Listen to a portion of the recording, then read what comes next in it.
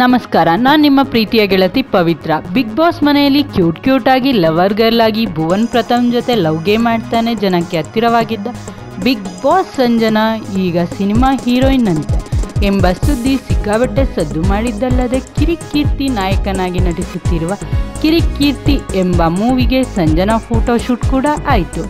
ಓಂ ಪ್ರಕಾಶ್ ನಿರ್ದೇಶನದಲ್ಲಿ ಸೆಟ್ ಏರಿದ ಸಿನಿಮಾ ಈಗ ಸದ್ಯಕ್ಕೆ ಸೈಲೆಂಟ್ ಆಗಿದೆಯಂತೆ. ಅದ್ಯಾಕೆ ಅಂತೀರಾ? ಅದು ನಮ್ಮ ಸಂಜನಾ ಕೃಪಾ ಕಟಾಕ್ಷದಿಂದ. ಹೌದು, ಸಿನಿಮಾ ಸೆಟ್ನಲ್ಲಿ ಓಂ ಪ್ರಕಾಶ್ ಏನೋ ಬೈದ್ರು ಅಂತ ಸಂಜನಾ ಸೆಟ್ಗೆ ಗುಡ್ ಬೈ ಹೇಳಿ ಹೋಗ್ಬಿಟ್ಟಿದಾರಂತೆ.